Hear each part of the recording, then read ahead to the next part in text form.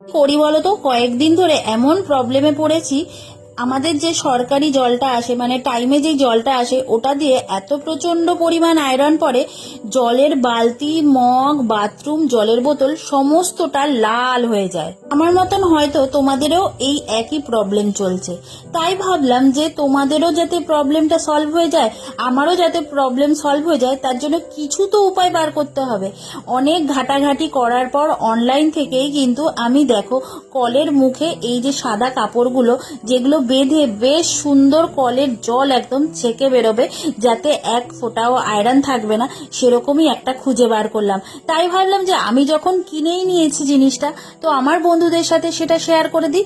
এই দেখো, কলের মুখে কিন্তু এই জিনিসটা যদি একবার লাগিয়ে দিই, তারপরে যদি আমি কল চালু করি, একদম আয়রন মুক্ত কিন্তু জল পাওয়া যাবে। যতটা সম্ভব আমরা ততটা তো ক্লিয়ার করতে পারি, তাই না?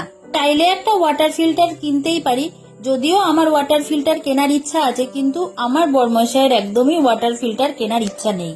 যদিও আমাদের একটা ম্যানুয়াল ওয়াটার ফিল্টার আছে, তো সেই ওয়াটার ফিল্টারে কিভাবে জল সেকে একদম পরিষ্কার জলটা খাই, সেটা তোমাদের সাথে অবশ্যই এই ভিডিওতে শেয়ার করব, যাতে কম খরচের মধ্যে, কারণ সবাই তো ওয়াটার ফিল্টার লাগাতে পারে না, তো এরকম একটা কেন্টের ওয়াটার ফিল্টার কিন্তু তোমরা কিনে নিতে পারো, যেখান থেকে কিন্তু সুন্দর পরিষ্কার জল, যতটা মানে আয়রন মুক্ত জল খেতে পারো।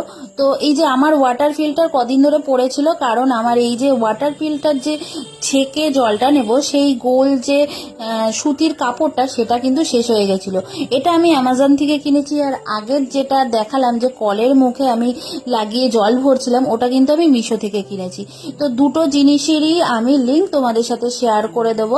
তোমরা অবশ্যই আমাকে একটুখানি যদি আরো ডিটেলস জানতে চাও, আমাকে কমেন্ট করো, প্রত্যেকজনের কমেন্ট কিন্তু আমি উত্তর দেব। তো এই যে দেখো, অনেকগুলো এসেছিল এখানে গোল মানে সুতির কাপড়গুলো।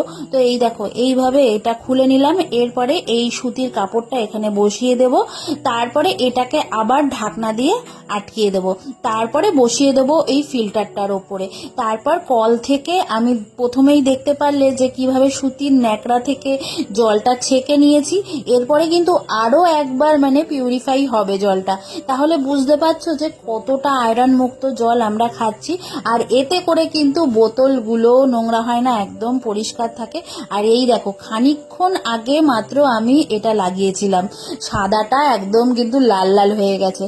তো ভাবলাম যে সবকিছুই যখন নতুন ইউজ করেছি, আর এই বোতলগুলো তো তোমাদের সাথে শেয়ারই করেছিলাম যে কয়েকটা স্টিলের বোতল কিনেছি, তো এই বোতলগুলো এখন জল ভরে একদম পরিষ্কার জলটা রেখে দিলাম।